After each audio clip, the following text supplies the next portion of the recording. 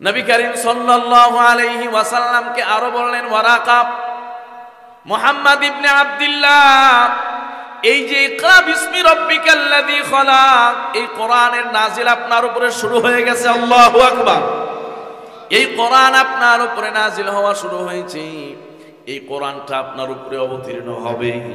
আর আপনি যখন এই কোরআনের দাওয়াত দেওয়া আরম্ভ করবেন, এই এলাকার আপনার আত্মীয় স্বজন, আপনার চাচা, আপনার চাচাতো ভাই, আপনার জ্ঞাতি গোষ্ঠী আপনার পর হয়ে যাবে। কথা কোন ঠিক কিনা? আপনার পর হয়ে যাবে, আপনার চরম শত্রু হয়ে যাবে। এমনকি তারা আপনাকে হত্যা করার জন্য চেষ্টা করবে। নবীজি সাল্লাল্লাহু আলাইহি ওয়াসাল্লামকে বললেন, ওয়ারাকা, শুধু তাই নয়, এই মক্কার জমিন আপনার মাতৃভূমি থেকে একটা পর্যায়ে আপনাকে তারা বহিষ্কার করে অন্যত্র পাঠিয়ে দিবে। নবীজি যখন এই কথা শুনলেন, নবীজির মনটা খারাপ হয়ে গেল। নবীজি সাল্লাল্লাহু আলাইহি ওয়াসাল্লাম ওয়ারাকাকে বললেন, ওয়ারাকা, আসলেই কি আমার আপনজন আমাকে বের করে দিবে? ওয়ারাকা বললেন, এই বাণী যার উপরে এসেছে তার উপরে নির্যাতন হয়েছে। কথা কোন ঠিক কিনা? এই জন্য কোরআন, কেউ কোরআনের দাওয়াত দিবে, কেউ কোরআনের কথা বলবে, হক কথা বলবে, তার উপরে নির্যাতন হবে না, তার উপরে জেল জুলুম স্টিম রোলার আসবে না, এটা হতে পারে না। কথা বলেন ঠিক কিনা? এই জন্য কোরআনের দাওয়াত যারা দিবে, হক কথা যারা বলবে, আল্লাহ এবং আল্লাহর রাসূলের দেওয়া, বাতলে দেওয়া কথা যখনই উচ্চারিত হবে, সেই সমাজে ওই মানুষটার উপরে নির্যাতন চলে আসবে। কথা বলেন ঠিক কিনা? নবীজি সাল্লাল্লাহু আলাইহি ওয়াসাল্লামকে বললেন, মুহাম্মদ ইবনে আব্দুল্লাহ, আপনার উপরে নির্যাতন শুরু হয়ে যাবে। এমনকি আপনাকে তারা হত্যা করার জন্য চেষ্টা করবে, আপনাকে দেশান্তর করে দিবে, আপনি হিজরত করতে বাধ্য হয়ে যাবেন। মুসলমান ভাইয়েরা আমার, এরপরে ওই ওয়ারাকা ইবনে নাওফাল বলতেছে, মুহাম্মদ, কিন্তু আমি যদি ওই সময় জীবিত থাকি, আর আমি যদি শক্তিশালী থাকি, আমার সামর্থ্য থাকি, সবার আগে আমি আপনার সাহায্য করব, সবার আগে আমি আপনাকে সাহায্য করার জন্য দাঁড়িয়ে যাব। আল্লাহু আকবার। পবিত্র কোরআনুল কারীমের এমন একটি সূরা, কয়েকটি আয়াত তেলাওয়াত করেছি, যেই সূরা পবিত্র কোরআনের প্রথম আল্লাহ পাক নাজিল করেছেন। জোরে বলেন সুবহানাল্লাহ। পবিত্র কোরআনের ধারাবাহিক সিরিয়াল অনুযায়ী যদিও এটা প্রথমে নয়, কিন্তু নুজুল এবং অবতীর্ণ হওয়ার দিক দিয়ে এই সূরা এবং এই আয়াতগুলোই হলো প্রথম। নবীজি সাল্লাল্লাহু আলাইহি ওয়াসাল্লাম বয়স যখন 40 বছর হয়ে গেল, কত বছর? 40 বছর। 40 বছর বয়স যখন হয়ে গেল, বুখারী শরীফের মধ্যে এসেছে, নবীজির ভেতরে আর কোলাহল এবং জনমানব এর পরিবেশ, এটা ভালো লাগে না। কোলাহল মুক্ত, জনমানব শূন্য এলাকা, নির্জনতা, শুধু ভালো লাগা শুরু হয়ে গেল। মানুষ এবং গ্যাদারিং, ঝামেলা, ভিড়, অনেক মানুষের মজমা, এগুলো আর ভালো লাগে না, খালি একা একা থাকতে মনে চায়। নবীজি সাল্লাল্লাহু আলাইহি ওয়াসাল্লাম স্বপ্ন দেখা আরম্ভ করলেন। যেই স্বপ্নই দেখেন সেটাই বাস্তবায়িত হয়ে যায়। জোরে বলেন সুবহানাল্লাহ। আর মানুষজনের মধ্যে তার আর মজা লাগে না, ভালো লাগে না, একা একা থাকতে মনে চায়। কোথায় গেলে সেই নির্জনতা খুঁজে পাবেন, এজন্য চলে গেলেন গারে হেরা, হেরা পর্বতের সেই গুহায়। জোরে বলেন সুবহানাল্লাহ। যেই গুহায় আল্লাহ পাক রব্বুল আলামিন এই পবিত্র কোরআন নাজিল করার সূচনা করে দিলেন। নবীজি সাল্লাল্লাহু আলাইহি ওয়াসাল্লাম সেই হেরা পর্বতের গুহা, যারা হজ করতে গিয়েছেন, যারা উমরা পালন করতে গিয়েছেন, তারা দেখেছেন যে এখনই সেই পর্বতের গুহায় আরোহণ করা কত কঠিন, কত দুরূহ। সেই জায়গায় আজ থেকে 1450 বছর আগে নবীজি সাল্লাল্লাহু আলাইহি ওয়াসাল্লাম এই দুর্গম যেই পাহাড়ের পথ, সেটিকে অতিক্রম করে এই দুর্গম পাহাড়ের উপরে উঠে সেই জনমানব শূন্য, কাটা ঘেরা, বৃক্ষ ঘেরা এক সংকীর্ণ গুহার মধ্যে নবীজি আশ্রয় নিলেন। নবীজি সেখানে ধ্যান করা শুরু করে দিলেন। একদিন দুই দিন না, টানা 40 দিন। জোরে বলেন সুবহানাল্লাহ। 40 দিন পর্যন্ত যখন ধ্যান চলছে, কেবলমাত্র আল্লাহ পাকের ধ্যান, আল্লাহ পাকের খেয়ালই তার অন্তরের মধ্যে, দুনিয়ার আর কোনো খেয়াল নাই। মাঝে মধ্যে খাবার শেষ হয়ে গেলে নবীজি বাসায় আসতেন, আবার 2-3 দিনের জন্য শুকনো খাবার নিয়ে সেই হেরা পর্বতের গুহায় উঠে যেতেন। আবার কোনো সময় খাবার শেষ হয়ে গেলে হযরতে আম্মাজান খাদিজাতুল কুবরা রাদিয়াল্লাহু তাআলা আনহা নবীজিকে খানা পৌঁছায় দিয়ে আসতেন। জোরে বলেন সুবহানাল্লাহ। প্রিয় মুসলমান ভাইয়েরা আমার, আল্লাহ পাক রব্বুল আলামিন পবিত্র কোরআনুল কারীমে জানিয়ে দেন, ইকরা বিসমি রাব্বিকাল্লাযী খলাক খলাকাল ইনসানা মিন আলাক। আল্লাহ পাক রব্বুল আলামিন তার হাবিব বিশ্ব নবী সাল্লাল্লাহু আলাইহি ওয়াসাল্লাম যখন হেরা পর্বতের গুহায় ধ্যান করা আরম্ভ করলেন, কি চাই মনের ভেতরে কেবলমাত্র একটা অস্থিরতার ব্যাকুলতা। কি যেন চান, কি যেন মনে চায়, সেটাও সঠিকভাবে বলতে পারেন না। কিভাবে মানুষের মুক্তি আসবে এই চিন্তা আর এই ভাবনা, কিভাবে মানুষের মুক্তি হবে, কিভাবে মানুষের কল্যাণ হবে, কিভাবে মানুষগুলো এই মূর্তি পূজা ছেড়ে, কিভাবে মানুষগুলো এই মূর্তি পূজা ছেড়ে আল্লাহ পাক রব্বুল আলামিনের গোলামি করা আরম্ভ করবে। এই জন্যই তিনি নিজেকে আত্মনিয়োগ করে দিলেন হেরা পর্বতের গুহার মধ্যে। লাগাতার যখন ধ্যান করা আরম্ভ করলেন, লাগাতার ধ্যান করতে করতে 40 দিন পর্যন্ত হয়ে গেল। এর মধ্যে মাঝে মাঝে যখন খাবারের প্রয়োজন হতো, নবীজি আমার আবার বাসায় ফিরে আসতেন খাবার নেওয়ার জন্য। আবার অনেক সময় নবীজি আসতেন না।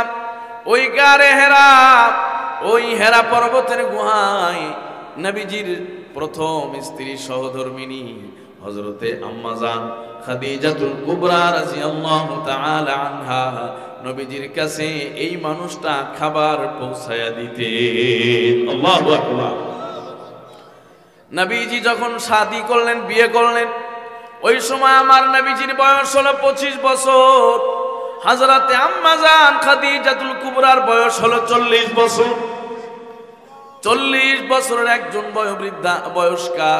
বয়স্ক নারীকে বিয়ে করলেন। বিবাহের পরে নবীজির 15 বছর অতিবাহিত হয়ে গেল। হযরতে আম্মাজানের বয়স হয়ে গেছেন 50-এর উপরে। কিন্তু কেবলমাত্র নবীজির ভালোবাসায়, কেবলমাত্র নবীজির মহাব্বতে এই মানুষটা আবার সেই গারে হেরায় নবীজির জন্য খাবার পৌঁছায় দিতেন। এই জন্য স্ত্রী যদি ভালো হয়, যেই ঘরে স্ত্রী ভালো হবে, যেই ঘরের স্ত্রী দিনদার হবে, যেই ঘরের স্ত্রী স্বামীর বাধ্যগত হবে, ওই ঘরটাকে যিনি জান্নাতের টুকরা বানিয়ে দিবেন তিনি কে? 40 দিন পার হয়ে গেল। হঠাৎ একদিন হযরত জিবরিল আলাইহিস সালাতু ওয়াস সালামের আগমন হয়ে গেল। আল্লাহু আকবার। জিবরিল আলাইহিস সালাতু ওয়াস সালাম নবীজির কাছে আসলেন। আসার পরে নবীজিকে বললেন, ইয়া রাসূলুল্লাহ ইকরা, আপনি পড়েন, আপনি পড়েন। নবীজি আমার বললেন, মা আনা বিকারিইন, আমি তো পড়তে জানি না, কারণ দুনিয়ার কোন মানুষের কাছে আমার রাসূল একটা হরফও পড়েন না। সুবহানাল্লাহ। নবীজি আমার বললেন, মা আনা বিকারিইন, আমি তো পড়তে জানি না। মা আনা বিকারিইন, আমি তো পড়তে জানি না। নবীজি যখন এই কথা বলছেন, একবার, দুইবার, তিনবার পর্যন্ত জিবরিল বললেন আপনি পড়েন। 3 বার যখন নবীজি বলেন আমি পড়তে জানি না, ঠিক চতুর্থবার হযরত জিবরিল আলাইহিস সালাতু ওয়াস সালাম নবীজির সঙ্গে, নবীজিকে ধরে তার বুকের সঙ্গে, সিনার সঙ্গে এমন একটা চাপ দিয়া দিলেন। জিবরিল যদি কোনো মানুষকে চাপ দেয়, এই চাপের ব্যথা কম না বেশি? জিবরিলের মতো একজন ফেরেশতা নবীজিকে সিনা মুবারকের সঙ্গে লাগিয়ে একটা চাপ দিয়ে দিলেন। চাপ দেওয়ার পরে নবীজি আমার বলেন, বুখারীর রিওয়ায়াতে আসছে, ইন্নী লা আজিদু রিহাল মাউত, আমাকে এমন জোরে চাপ দেওয়া হয়েছে আমি যেন মৃত্যুর ঘ্রাণ পেয়ে গিয়েছিলাম। আল্লাহু আকবার। মানে এত জোরে চাপ দিয়েছে যে আমি মৃত্যুর ঘ্রাণ পেয়েছি, মানে প্রায় মরে গিয়েছিলাম। নবীজিকে যখন তার সিনা মুবারকে চাপ দেওয়ার পরে ছেড়ে দেওয়া হলো, এরপরে হযরত জিবরিল বললেন, ইয়া রাসূলুল্লাহ ইকরা, হে আল্লাহর রাসূল এখন আপনি পড়ুন। যখন এই কথা বলেছেন সঙ্গে সঙ্গে আমার নবীজির জবান থেকে উচ্চারিত হলো, ইকরা বিসমি রাব্বিকাল্লাযী খলাক খলাকাল ইনসানা মিন আলাক। সঙ্গে সঙ্গে নবীজি আমার পড়া শুরু করলেন। নবীজির অন্তরের মধ্যে কোরআনের বাণী যিনি দিয়েছেন তিনি কে? সরাসরি লাইভ সাপ্লাই, সরাসরি লাইভ আল্লাহ পাক রব্বুল আলামিন জিবরিল মারফতে যখন বুকের মধ্যে চাপ দিয়ে দিলেন, আল্লাহ পাক রব্বুল আলামিন আমার রাসূলের সিনার মধ্যে কোরআনটাকে অঙ্কন করে দেন। আল্লাহু আকবার। নবীজি সাল্লাল্লাহু আলাইহি ওয়াসাল্লাম পড়া শুরু করলেন, ইকরা বিসমি রাব্বিকাল্লাযী খলাক খলাকাল ইনসানা মিন আলাক ইকরা ওয়া রাব্বুকাল আকরাম। পড়ো তোমার ওই প্রভুর নামে যিনি তোমাকে সৃষ্টি করেছেন। আল্লাহু আকবার। এজন্য যেই পড়াশোনা, যেই জ্ঞান চর্চা কেবলমাত্র আল্লাহর জন্য হয়, ওই জ্ঞানীরা সব সময় আল্লাহর মারিফাত লাভ করতে পারে, ঠিক কিনা? মুসলমান ভাইয়েরা, আমার নবীজির উপরে ওহী নাজিল হওয়া শুরু হয়ে গেল। নবীজি সাল্লাল্লাহু আলাইহি ওয়াসাল্লাম বাড়িতে চলে আসলেন। ওই যে জিবরিল একটা চাপ দিয়েছেন, জিবরিল একটা জোরে চাপ দেওয়ার কারণে নবীজির শরীরের মধ্যে প্রকম্পন, নবীজির শরীরটা অনেকটা অসুস্থ হয়ে গেছে। নবীজির জ্বর চলে আসছে, শরীরের তাপমাত্রা বেড়ে গেল। বাসায় আসার পরে বলতেছেন, ইয়া খাদিজা জাম্মিলুনি জাম্মিলুনি, খাদিজা আমাকে কম্বল দিয়ে আবৃত করো। আল্লাহু আকবার। খাদিজা আমাকে কম্বল দিয়ে আবৃত করো, আমাকে একটা কম্বল দাও। খাদিজা রাদিয়াল্লাহু তাআলা আনহা জিজ্ঞেস করলেন, ইয়া রাসূলুল্লাহ কি হলো? নবীজি আমার বললেন, এই ঘটনা আমার সঙ্গে ঘটেছে। হযরতে খাদিজাতুল কুবরা একজন বয়স্ক মানুষ, বুদ্ধিজীবী মানুষ, বুদ্ধিমতী মহিলা, নবীজিকে নিয়ে ওয়ারাকা ইবনে নাওফাল ইবনে আসাদ ইবনে আব্দুল উজ্জা হযরতে খাদিজা রাদিয়াল্লাহু তাআলা আনহার চাচাতো ভাইয়ের কাছে গেলেন। তিনি ছিলেন আগের জামানার বড় আলেম, আগের কিতাবের বড় আলেম।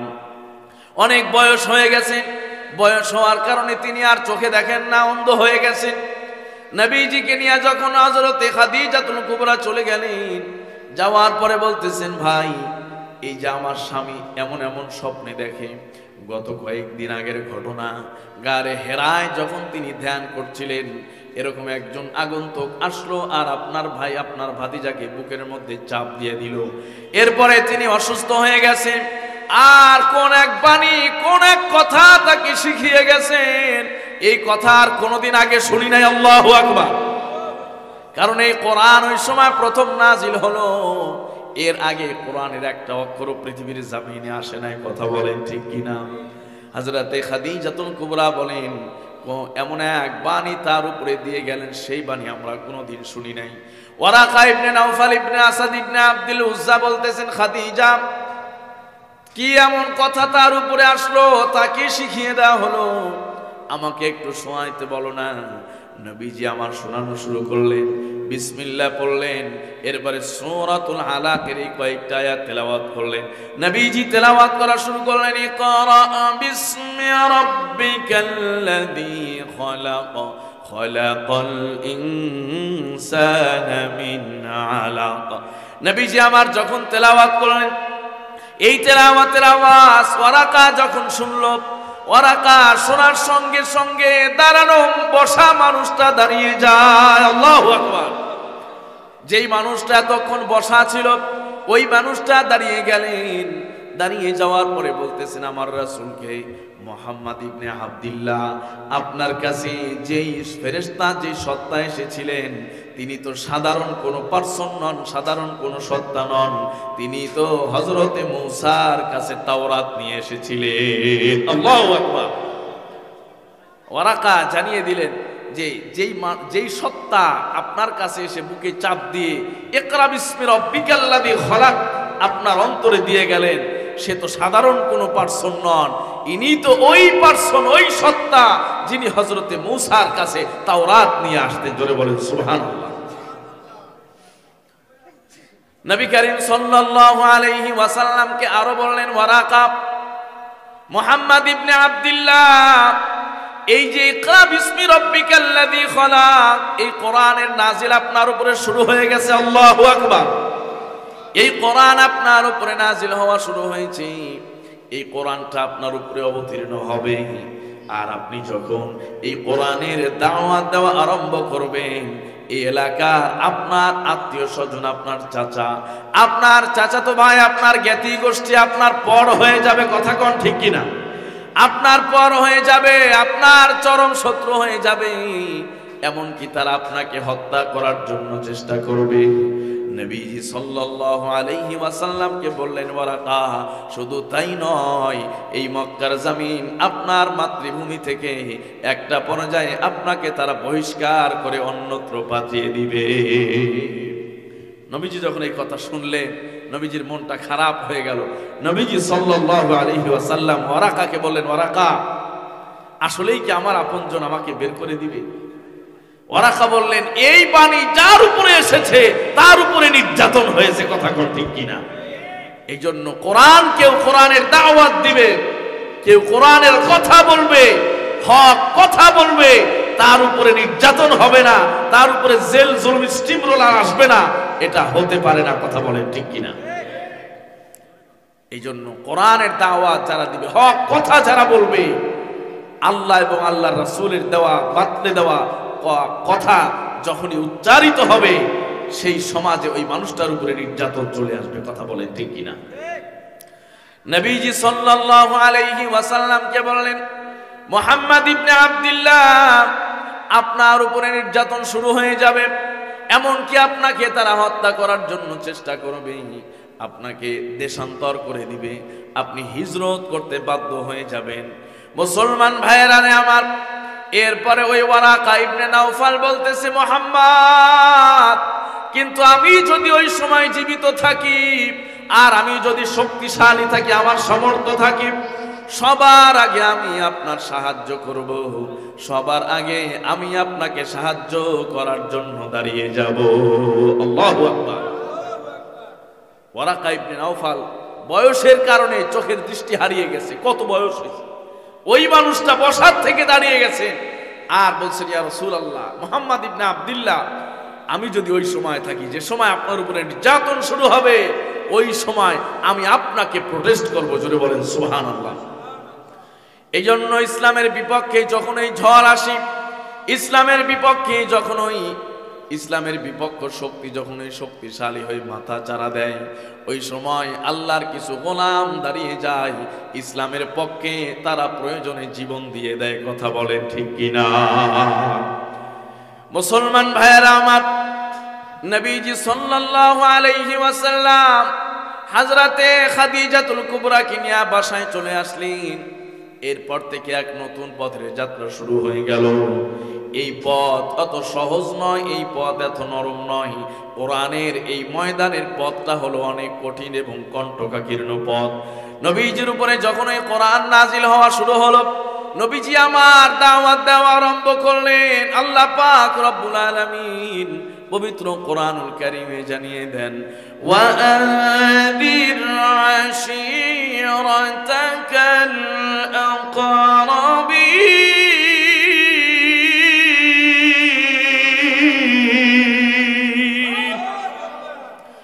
আল্লাহ পাক রব্বুল আলামিন আয়াত নাজিল করলেন, নবী হে, আপনি আপনার নিকটের আত্মীয়দেরকে দাওয়াত দেন, আপনি আপনার জ্ঞাতি গোষ্ঠী আপনজনদেরকে কোরআনের দাওয়াত দেন। নবীজি আমার পাহাড়ের উপরে উঠলেন। পাহাড়ের উপরে ওঠার পর মক্কার যত বড় বড় গোত্র ছিল সব গোত্রের নাম ধরে ধরে ডাকা আরম্ভ করলেন। নবীজিকে সবাই আল আমিন বলে চিনতো, সবাই বিশ্বস্ত বলে চিনতো। কথা কোন ঠিক কিনা?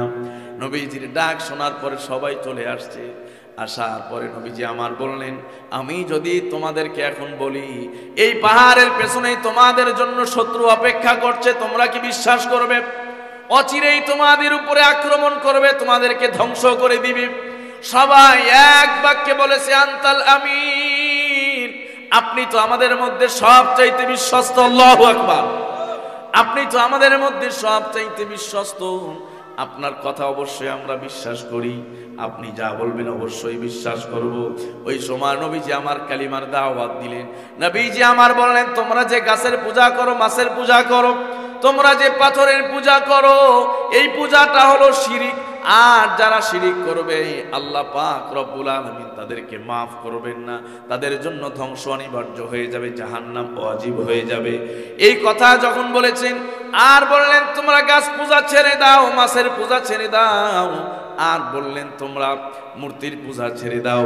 এই কথা বলার সঙ্গে সঙ্গে যেই মানুষগুলো এতক্ষণ সবাই তাকে সাপোর্ট দিত, ওই মানুষগুলো এক সেকেন্ডের মধ্যেই সবাই পর হয়ে গেল। কারণ এতক্ষণে তাদের স্বার্থে আঘাত লেগেছে। কথা বলেন ঠিক কিনা? এই জন্য অনেক সময় দেখবেন অনেক মানুষ আলেমদের সমালোচনা করে। কথা বলেন ঠিক কিনা?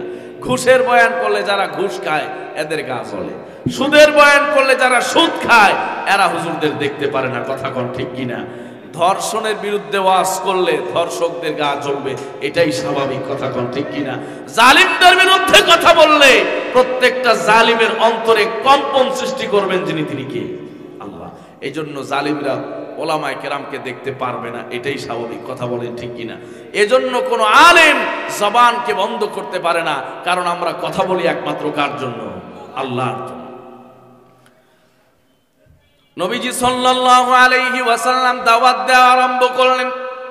ওই সময় আবু লাহাব বলতেছে, তাব্বান লাকা ইয়া মুহাম্মদ আলিহাদা জামাতানা, হে মুহাম্মদ তোমার ধ্বংস হোক, তুমি তো এই জন্যই আমাদেরকে ডেকেছো। এটা তো আমাদের প্রিয় কথা নয়, আমাদের পছন্দ হলো না। এই যে আমার নবীজির বিরোধিতা শুরু হয়ে গেল, আজও কোরআনের বিরোধিতা আছে না নাই? কিন্তু কোরআনের বিরোধিতা যারাই করবে তাদের পরিণাম নিকৃষ্ট। কথা বলেন ঠিক কিনা? আর যারাই কোরআনের পক্ষে থাকবে তাদেরকে যিনি ভালোবাসেন তিনি কে? কোরআনের যারা পক্ষে থাকবে তাদেরকে আল্লাহ পাক ভালোবাসবেন দুনিয়াতেও এবং আখেরাতেও। ঠিক কিনা? সম্মানিত ভাইয়েরা, নবীজি সাল্লাল্লাহু আলাইহি ওয়াসাল্লাম দাওয়াত দেওয়া আরম্ভ করেছেন। এখন শুরু হয়ে গেল তাদের বিপক্ষে চলা। তারা হলো মূর্তি পূজা, মাছ পূজার, গাছ পূজার পক্ষে, আর নবীজি হলেন তাওহীদের পক্ষে। কথা বলেন ঠিক কিনা? নবীজি আমার যখন দাওয়াত দেওয়া আরম্ভ করলেন, এই মজলিসে সবার আগে যেই মানুষটি ইসলাম কবুল করেছিলেন তিনি হলেন হযরতে আম্মাজান খাদিজাতুল কুবরা রাদিয়াল্লাহু তাআলা আনহা। জোরে বলেন সুবহানাল্লাহ। একজন স্ত্রী তার স্বামীর ব্যাপারে কতটুকু স্যাটিসফাই হলে, কতটুকু সন্তুষ্ট হলে দাওয়াত দেওয়ার সাথে সাথেই ইসলাম কবুল করে ফেলেন। কথা বলেন ঠিক কিনা?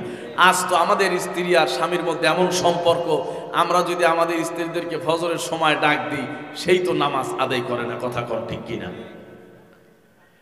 মুসলমান ভাইয়েরা আমার, এই পৃথিবীর জমিনে আমার মাদের জন্য একটা বড় শিক্ষা, মাদের জন্য, আমার বোনদের জন্য বড় একটা শিক্ষা এবং বড় একটা উপদেশ হলো হযরতে খাদিজাতুল কুবরা রাদিয়াল্লাহু তাআলা আনহা।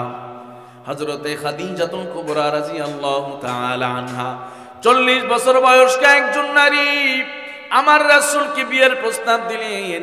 নবীজি আমার তার ব্যবসার কাজে সহযোগিতা করতেন। একবার সিরিয়ায় গেলেন, শামে গেলেন, ব্যবসায়ী মালামাল নিয়ে গেলেন, সেখান থেকে ফিরে আসলেন। আসার পরে এই পরিমাণ লাভ হলো, ইতিপূর্বে আর ব্যবসায় এত লাভ হয় নাই। জোরে বলেন সুবহানাল্লাহ। কারণ যার কাছেই ব্যবসার দায়িত্ব দিয়েছেন সেই আমানতের খেয়ানত করেছে। কিন্তু আমার রাসূল তো আমানতের খেয়ানত করেন নাই, কারণ তার অন্তরে যার ভয় আছে তিনি কে? আর একটু আওয়াজ করে তিনি কে? নবীজি সাল্লাল্লাহু আলাইহি ওয়াসাল্লাম ব্যবসা থেকে ফিরে আসার পরে হযরতে খাদিজাতুল কুবরা নবীজির কাছে বিবাহের প্রস্তাব পাঠিয়ে দিলেন তার এক বান্ধবীর মাধ্যমে। নবীজির কাছে বিবাহের প্রস্তাব পাঠিয়ে দিলেন। নবীজি আবার রেফার করলেন তার চাচার কাছে। তার চাচার সম্মতি হওয়ার পরে নবীজির বিবাহ হয়ে গেল। নবীজি সাল্লাল্লাহু আলাইহি ওয়াসাল্লামকে যখন আম্মাদান খাদিজাতুল কুবরা বিয়ে করলেন, সবাই মক্কার মানুষগুলো, মক্কার বিশেষ করে নারীগুলো খাদিজাতুল কুবরাকে আর পছন্দ করে না। সবাই তার নিন্দা করা শুরু করেছে। কি চাও, কি চাও? খাদিজাতুল কুবরার মতো একজন ধনাঢ্য মহিলা, এত বড় ব্যবসায়ী মহিলা, মুহাম্মদ ইবনে আব্দুল্লাহর মতো একজন সাধারণ গরিব মানুষকে বিয়ে করেছে। নাউজুবিল্লাহ পড়ে। এইভাবে সমালোচনার ঝড় শুরু হয়ে গেল। বর্তমান সমাজেও মেয়ের বাবারা গরিব ছেলেদের কাছে মেয়ে দিতে চায় না, কথা কোন ঠিক কিনা? সবার আগে তালাশ করে ছেলের বাবার বাড়ি আছে কিনা, ছেলের বাবার ফ্ল্যাট আছে কিনা, ছেলের বাবার জমি আছে কিনা, ব্যাংকে টাকা পয়সা বেশি আছে কিনা। মানুষের ধারণা ছেলের বাবার যদি বাড়ি থাকে, গাড়ি থাকে, তাহলেই তার মেয়ে শান্তিতে থাকবে। কিন্তু আজকে সোশ্যাল মিডিয়ার এই যুগে, ফেসবুক, ইন্টারনেটে দেখবেন অনেক সময় স্বামীর হাতে স্ত্রী খুন হয়ে যায়, কথা কোন ঠিক কিনা? বাবা তো ঠিক তার মেয়েকে ছেলে দেখে বিবাহ দেয় নাই, দিয়েছে হলো ছেলের বাবার গাড়ি আর বাড়ি দেখে। ছেলের বাবার গাড়ি আছে, বাড়ি আছে, কিন্তু ছেলে নেশা করে আছে না নাই? ছেলে নেশা করে, ছেলের বাবার গাড়ি আছে, বাড়ি আছে, এগুলো দেখে অনেক সময় মেয়ে দিয়ে দেয়। পরবর্তীতে সেই মেয়েটা আর জীবন্ত সেই বাসা থেকে ফেরে না, লাশ হয়ে ফিরে আসে, কথা বলেন ঠিক কিনা? গতকাল পরশুদিনের ফেসবুকের আপডেট দেখলাম, ফেসবুকের খবর, স্বামীর হাতে স্ত্রী খুন হয়ে গেছে। এরকম প্রতিনিয়ত খবর বাংলার জমিনে আছে না নাই? আবার অনেক জায়গায় স্ত্রীর হাতেও স্বামী খুন হচ্ছে, কথা বলেন ঠিক কিনা? বিবাহের ক্ষেত্রে যখন আমরা দিনদারি না দেখি, কেবলমাত্র দুনিয়া, কেবলমাত্র দুনিয়া, কেবলমাত্র দুনিয়ার চাকচিক্য আর অর্থ, ওই সময় ওই সম্পর্কের মধ্যে আর কোনো রহমত, বরকত, ভালোবাসা এগুলো থাকে না, কথা বলেন ঠিক কিনা? এই জন্য নবীজি সাল্লাল্লাহু আলাইহি ওয়াসাল্লাম বলেছেন, সাবধান ছেলের বাবারা, সাবধান, যখন তোমার ছেলেকে বিয়ে করানোর বয়স হয়ে যাবে, নবীজি আমার বলেন, যখন তোমরা মেয়ে দেখতে যাবে, চারটি জিনিসকে লক্ষ্য করবা। কয়টি জিনিস? চারটি জিনিসকে লক্ষ্য করবা। এই চারটির মধ্যে চতুর্থ নাম্বারটা গুরুত্ব দিবা, জোরে বলেন সুবহানাল্লাহ। নবীজি আমার বলেন, তুনকাহুল মারআতু লিআরবাইন, লিমালিহা ওয়ালি হাসাবিহা ওয়ালি জামালিহা ওয়ালি দীনিহা ফাজফার বিজাতিদ দ্বীন তারিবাত ইয়াদাক। নবীজি আমার বলেন, একটা মেয়ের ক্ষেত্রে চারটা জিনিস দেখবা। এক নাম্বার হলো তার বাবার টাকা পয়সা কেমন আছে, কুফু মেলার দরকার আছে না নাই? 10 তালা বাড়ির মালিকের মেয়ের সঙ্গে যদি সাধারণ একটা পরিবারের সন্তানের বিয়ে দেওয়া হয়, অনেক সময় মনোমালিন্যতা তৈরি হয় উঁচু নিচু হওয়ার কারণে, কথা বলেন ঠিক কিনা? এই জন্য নবীজি আমার বলেন, মেয়ের বাবার সম্পদ দেখবা, এরপরে ওয়ালি হাসাবিহা, তার বংশ দেখবা, 3 নাম্বারে ওয়ালি জামালিহা, তার সৌন্দর্য দেখবা, 4th নাম্বার ওয়ালি দীনিহা, তার দিনদারি দেখবা। দেখবা মেয়েটা নামাজ পড়ে কিনা, মেয়েটা পর্দা করে চলে কিনা, মেয়েটা তার মায়ের অনুগত কিনা, বাবার অনুগত কিনা, মেয়েটা আজকালকে সমাজে অশ্লীলতা, বেহায়াপনা ছড়িয়ে গেছে, এই অশ্লীলতার বেহায়াপনা থেকে দূরে আছে নাকি এগুলোর মধ্যে যুক্ত। দেখবা দিনদারি, দেখবা পর্দা করে চলে কিনা, নামাজ আদায় করে কিনা, কোরআন তেলাওয়াত করে কিনা। নবীজি আমার বলেছেন, যদি এই দিনদারিটাকে প্রাধান্য দাও, আল্লাহ তাআলা তোমার ঘরকে বরকত দ্বারা পরিপূর্ণ করে দিবেন, ঠিক কিনা? কিন্তু আফসোস আর পরিতাপের বিষয় হলো, মানুষ আজকে টাকা দেখবে, মানুষ আজকে বংশমর্যাদা দেখে। মেয়েটা যদি দিনদার নাও হয়, পর্দা করে না, রাস্তার মধ্যে চলে, মাথায় কাপড় দেয় না, গায়ে ওড়না পরে না, এরকম আছে না নাই? আজকালকে ছেলের বাবারাও টাকার পাগল, যৌতুকের পাগল, কথা কোন ঠিক কিনা? যৌতুক চায়, যৌতুক ছাড়া বিয়ে করতে চায় না। অথচ ইসলাম যৌতুকটাকে হারাম করেছেন, মোহরটাকে ওয়াজিব করেছেন। আজকালকের এমন অবস্থা, যেটা আল্লাহ পাক ওয়াজিব করলেন সেটা আদায় করে না, যেটা হারাম করলেন সেটা নেওয়ার জন্য পাগল হয়ে থাকে, ঠিক কিনা? এই জন্য সংসারে সুরলগ্ন থেকেই অশান্তি শুরু হয়ে যায়, কথা কোন ঠিক কিনা? এরকম অসংখ্য নারী আছে গলায় ফাঁস দিয়ে আত্মহত্যা করেছে যৌতুকের দায়ে, কথা বলেন ঠিক কিনা? এই জন্য যেই সমাজে যৌতুক থাকবে সেই সমাজের পরিবারগুলোতে ফ্যামিলিতে শান্তি নিরাপত্তা আশা করা যায় না, কথা বলে ঠিক কিনা? এই জন্য বাংলার জমিন থেকে যৌতুক নামক এই যে জুলুম, মেয়ের বাবার উপরে যে জুলুম আর অত্যাচার, এটাকে নিষিদ্ধ ঘোষণা করতে হবে, কথা বলে ঠিক কিনা? অনেক পরিবার আছে, অনেক গরিব বাবা আছে, রাত্রিবেলায় তারা ফুপিয়ে ফুপিয়ে ডুকরিয়ে কান্না করে দুইটা মেয়ে কিভাবে এই সমাজে বিয়ে দিবে, কথা বলে ঠিক কিনা? কারণ টাকা নাই। বিয়ের কথা বললে আগে টাকার প্রশ্ন, কত লক্ষ টাকা দিবে, কয় গাড়ি ফার্নিচার দিবে, আর ঘরের মধ্যে বাসার মধ্যে যা কিছু প্রয়োজন, পাপোস থেকে শুরু করে লাকড়ি লুসুনি থেকে শুরু করে নিয়ে যত কিছু আছে, টিভি সিডি ভিসিডি যা আছে সব কিছুর দাবি করে বসে, কথা কন ঠিক কিনা? আর যৌতুক নেওয়ার যে কত রকমের ধান্দা, এই ধান্দার আর এই ধান্দাবাজির কোনো শেষ নাই। বলে আগের ছেলে বিয়ে করাইছিলাম, কিছু চাই নাই, কিছু বলি নাই, তার 10 লক্ষ টাকার গহনার ফার্নিচার দিয়ে গেছে। মানে এর দ্বারা কি বুঝায়? এর দ্বারা বুঝাইতেছে যে এই ছেলেকেও এরকম দিতে হবে, কথা বলেন ঠিক কিনা? কিন্তু পরিণাম জানে না। যেই মেয়েটাকে যৌতুক নিয়ে আসলাম, ঘরে নিয়ে আসলাম, মেয়েটার দিনদারি দেখলাম না, আখলাক দেখলাম না, চরিত্র দেখলাম না, হারাম পন্থায় ঘরে নিয়ে আসলাম, জীবনের সূচনাটাই হলো হারামের দ্বারা। ওই জায়গায় কোনো সময় আরাম আসতে পারে না, কথা বলেন ঠিক কিনা? গরিবের কালো কুৎসি মেয়ে যদি দিনদার হয়, আপনার ঘরটাকে যিনি আলোকিত করে দিবেন তিনি কি? নবীজি সাল্লাল্লাহু আলাইহি সাল্লাম 25 বছরের যুবক বিয়ে করলেন 40 বছরের বয়স্ক একজন নারীকে। এরপরেও নবীজির জন্য গারে হেরা পর্বতের গুহায় এই বয়স্ক মহিলাটা নবীজির জন্য খাবার নিয়ে যেতেন। জোরে বলেন সুবহানাল্লাহ। প্রিয় মুসলমান ভাইয়েরা আমার, এই জন্য স্ত্রী যদি দিনদার হয়, আপনার স্ত্রী যদি নেককার হয়, ওই ঘরটা জান্নাতের টুকরা হয়ে যাবে, বাগান হয়ে যাবে। আর যদি স্ত্রীটা ভালো না হয়, ওই ঘরটাই জাহান্নামের টুকরা হয়ে যাবে। প্রিয় মুসলমান ভাইয়েরা আমার, এই জন্য সন্তান বিয়ে করানোর ক্ষেত্রে, ছেলে বিয়ে করানোর ক্ষেত্রে সবার আগে দিনদারি। মেয়েটা কোরআন পড়ে কিনা, ফিতনা ফাসাদের জামানায় মেয়েটা পর্দা মেনটেন করে কিনা, মেয়েটা নামাজ ঠিক মতো আদায় করে কিনা জানার দরকার আছে না নাই?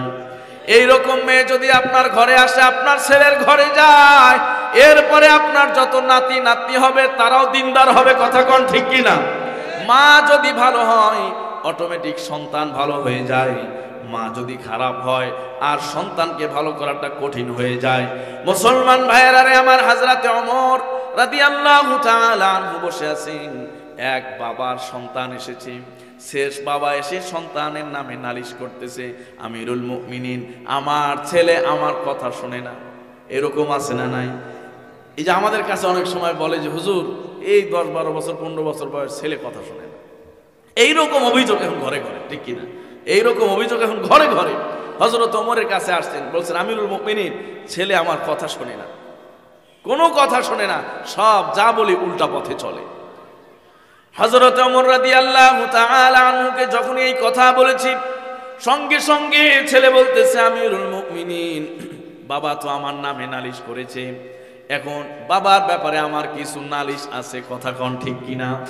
আমরা আজকে শুধুমাত্র বাবা মার হক আদায় করতে চাই, আদায় করে নিতে চাই, কিন্তু সন্তানেরও যে হক আছে এটা অনেকেই আদায় করে না, ঠিক কিনা?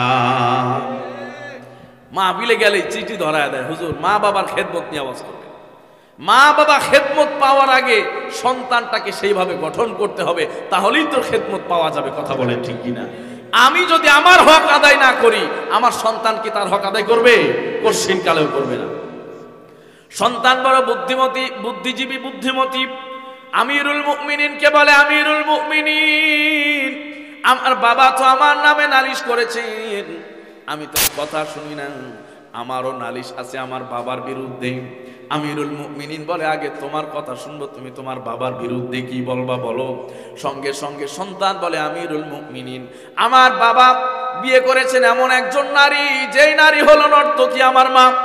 রাস্তাঘাটে বিভিন্ন জায়গায় নাচের কাজ করে, নাচ করে, গান করে, বাদ্য করে। এই মার কাছ থেকে আমি কোনোদিন ভালো কোনো সাজেশন পাই নাই, কোনো শিক্ষা পাই নাই। এটা কি আমার বাবার জন্য উচিত হয়েছে? ওই মা আমাকে কোনোদিন দ্বীনের পথে পরিচালনা করে নাই, কারণ মা নিজেই গান বাদ্য করে। মা যদি কোনো ঘরে টিভি সিনেমা দেখে, সিরিয়াল দেখে, ওই ঘরের মেয়ে সিরিয়াল দেখতে পারে, কথা কোন ঠিক কিনা? আবার ভালো হতে পারে, কিন্তু মা যদি ভালো হয় অটোমেটিক সন্তান ভালো হয়ে যাবে। হযরতে আমিরুল মুমিনিনকে বলতেছে, আমিরুল মুমিনিন, আমার মা হলো এই দশা, আমার মায়ের হলো এই অবস্থা। সঙ্গে সঙ্গে আমিরুল মুমিনিন ওই বান্দাকে, ওই ব্যক্তিকে বলতেছে, শোনো, তোমার সন্তানের আগে তোমার বিচার করা উচিত। সন্তানের মা যখন নির্বাচন করেছো, ওই সময় একজন নর্তকী কেন নির্বাচন করেছো, কথা কোন ঠিক কিনা? সন্তান তো খারাপ হবেই, সন্তান তো দুষ্ট হবেই, সন্তান তো দুষ্ট হবে, সন্তান তো খারাপ হবে। কতক্ষণ? 10 মিনিট? আচ্ছা, ঠিক আছে। সন্তান তো দুষ্ট হবে, সন্তান তো খারাপ হবেই। হযরতে ওমর রাদিয়াল্লাহু তাআলা আনহু বললেন, তোমার সন্তানের বিচার করার আগে তোমার বিচার হওয়া উচিত। এজন্য যুবক, শুধুমাত্র চামড়া ফর্সা হলেই কিন্তু বিয়ে করার জন্য পাগল হওয়া যাবে না। দিনদারির প্রয়োজন আছে না নাই? যুবকরা এখন ফেসবুক, ইন্টারনেটের মধ্যে যদি দেখছে অনেক চকচকা, অনেক ফকফকা, বিয়ে করার জন্য পাগল হয়ে যায়। আর যদি একটা মেসেজ দেয়, যুবকের সারা রাত পর্যন্ত ঘুম নাই, ঠিক কিনা? কিন্তু ফেসবুকে যে ছবি এডিট করে ছাড়া যায়, এটা যুবক ভুলে যায়, কথা কোন ঠিক কিনা? এই জন্য যুবক খুব সাবধান। নবীজি সাল্লাল্লাহু আলাইহি ওয়াসাল্লাম বলেছেন, 4 গুণ দেখো, 4 গুণের মধ্যে সবার উপরে রাখবা তোমার দ্বীনকে, ইসলামকে। মেয়েটা ইসলাম মেনটেন করে কিনা, দ্বীন অনুযায়ী চলে কিনা, তাহলে তোমার ঘরটাকে যিনি বরকতময় করে দিবেন তিনি কে? আর যদি কোনো ঘরের স্ত্রী কোরআনের হাফেজা হয়, সুবহানাল্লাহ বলেন না, কোন ঘরের স্ত্রী যদি কি হয়, কোন যুবকের স্ত্রী মাওলানা হয়, সুবহানাল্লাহ পড়েন না। এক সময় বাংলাদেশে এগুলো কল্পনা করা যেত না যে মেয়েদেরকেও হাফেজ বানানো যাবে। এখন আলহামদুলিল্লাহ পাড়ায় পাড়ায়, মহল্লায় মহল্লায় মহিলা মাদ্রাসা আছে না নাই? ছেলেদের যেমন ছেলেরাও হাফেজ হচ্ছে, অসংখ্য আমার মায়েরা বোনেরাও হাফেজ হচ্ছেন, কথা বলেন ঠিক কিনা?